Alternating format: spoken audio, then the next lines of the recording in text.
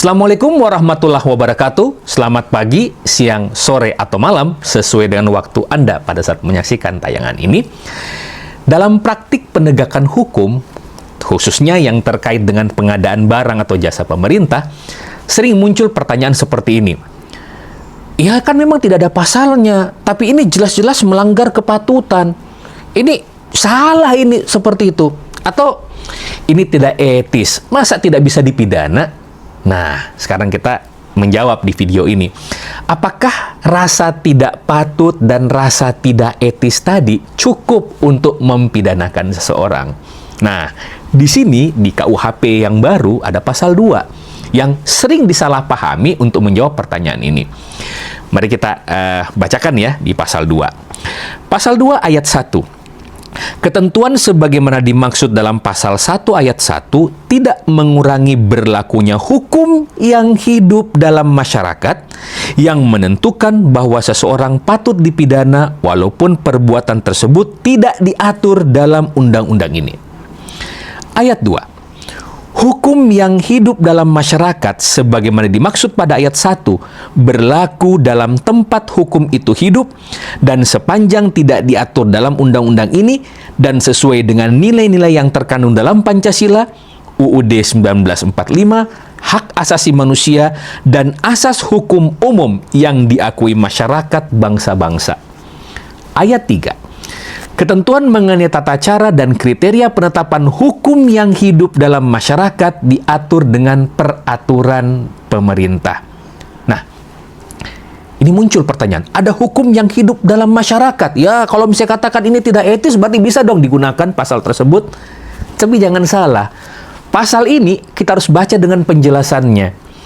Penjelasan pasal 2 ayat 1 jelas menyebutkan, yang dimaksud dengan hukum yang hidup dalam masyarakat adalah hukum adat yang menentukan bahwa seseorang yang melakukan perbuatan tertentu patut dipidana. Hukum yang hidup di dalam masyarakat dalam pasal ini berkaitan dengan hukum tidak tertulis yang masih berlaku dan berkembang dalam kehidupan masyarakat di Indonesia. Untuk memperkuat keberlakuan hukum yang hidup dalam masyarakat tersebut, peraturan daerah mengatur mengenai tindak pidana adat tersebut. Ini penjelasan ayat 1. Penjelasan ayat 2, dalam ketentuan ini yang dimaksud dengan berlaku dalam tempat hukum itu hidup adalah berlaku bagi setiap orang yang melakukan tindak pidana adat di daerah tersebut. Ayat ini mengandung pedoman dalam penerapan hukum pidana adat yang keberlakuannya diakui oleh undang-undang ini. Ayat 3, peraturan pemerintah dalam ketentuan ini merupakan pedoman bagi daerah dalam menetapkan hukum yang hidup dalam masyarakat dalam peraturan daerah. Sehingga jelas kalau ada yang mengatakan ada pasal 2 KUHP yang bisa kita gunakan untuk mengatakan ini bisa dipidana. Tegas bahwa ini mengatur tentang hukum adat. Pasal 2 itu bukan pembatas pasal 1. Bukan juga pasal darurat untuk menghukum tanpa aturan. Pasal 2 itu hadir dengan dipagari dengan sangat ketat. Nah, kalau kita lihat di pasal 2 ini dan penjelasannya, KUHP ini memberikan batas yang cukup ketat bahwa hukum itu adalah hukum yang berlaku setempat, bukan hukum nasional. Bukan hukum yang berlaku di seluruh Indonesia. Penerapannya tidak boleh bertentangan dengan Pancasila, UUD 1945, hak asasi manusia, dan asas-asas hukum umum.